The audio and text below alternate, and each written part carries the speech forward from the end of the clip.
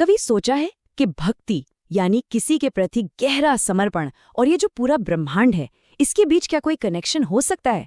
आज हम एक ऐसे ही कमाल के विचार को समझने की कोशिश करेंगे जो इन दोनों को एक ही धागे में पिरोता है।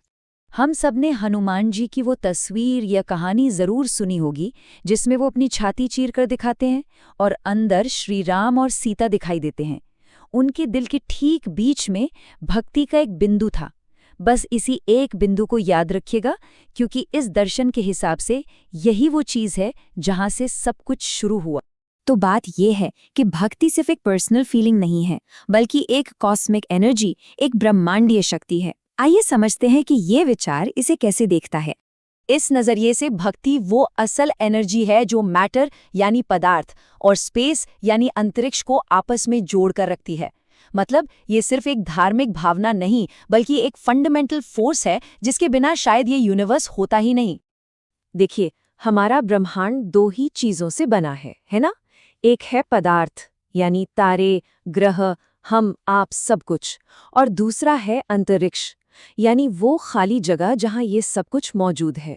भक्ति इन दोनों के बीच का वो अदृश्य गोंद है जो इन्हें एक साथ बांधे हुए है। अच्छा, अब जब हम ये समझ गए हैं कि भक्ति एक जोड़ने वाली शक्ति है, तो चलिए थोड़ा पीछे चलते हैं, एकदम शुरुआत में, जहां से ये पूरा ब्रह्मांड बना। सब कुछ बस एक जगह से शुरू हुआ।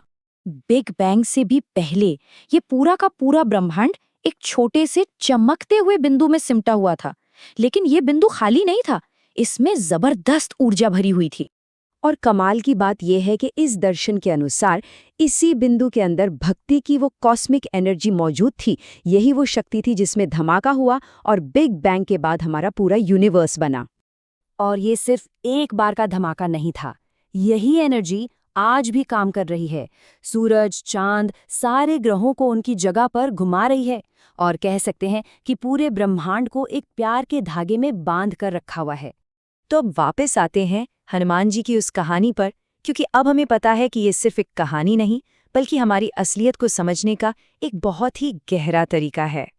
ये इस पूरे विश्लेषण का शायद सबसे हैरान करने वाला आइडिया है। ये कहता है कि हम जिस यूनिवर्स को देख रहे हैं वो असल में भक्त हनुमान के उसी खुले हुए दिल का एक विशाल रूप है। भक्ति का वो जो एक बिंदु था ना, वही फैलकर ये पूरा अस्तित्व बन गया है।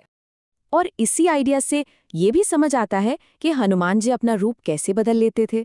कभी एकदम छोटे बनकर सुरसा के मुंह में घुस जाते थे, तो कभी विशाल बनकर पूरा का पूरा पहाड़ उठा लेते थे। क्यों? क्योंकि वो पदार्थ और अंतरिक्ष के नियमों को कंट्रोल कर सकते थे। अब इसी कॉस्मिक नियम को थोड़ा और समझते हैं, खासकर जब बात जीवन और रिश्तों की आती है।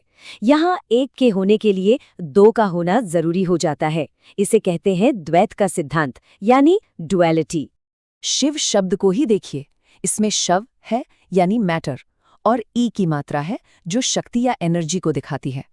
मतलब बिना शक्ति के पदार्थ बस एक शव है, बेजान। दोनों को एक दूसरे की जरूरत है।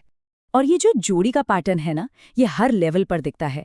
ब्रह्मांड में पदार्थ है तो अंतरिक्ष भी है, दिव्यता में शिव है तो शक्ति भी है, इंसानी रिश्तों में एक स्वयं होता है तो एक साथी भी होता है, और आध्यात्म में भगवान है तो भक्त भी है। एक के बिना दूसरा अधूरा है। राधा और कृष्ण की कहानी इसका सबसे खूबसूरत उदाहरण है। कृष्ण ने हमेशा राधा की आज़ादी और उनके अलग जीवन का सम्मान किया, तब भी जब राधा की शादी कहीं और हो गई। क्यों? क्योंकि वो जानते थे कि दूसरे के अस्तित्व के बिना स्वयं का अस्तित्व अधूरा है।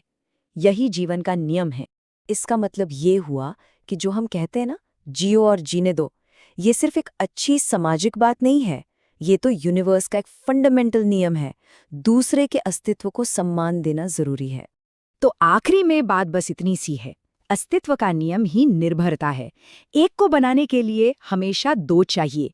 जैसे भक्त के बिना भगवान की कहानी पूरी नहीं होती, वैसे ही स्पेस के बिना मैटर का कोई मतलब नहीं है। तो आखिर में एक सवाल बचता है, अगर भक्ति वो ऊर्जा है जिससे ब्रह्मांड बना और प्रेम वो सिद्धांत है जो दो को एक साथ लाता है, तो क्या प्रेम और अस्तित्व असल में एक ही चीज है? सोचिएगा जरूर।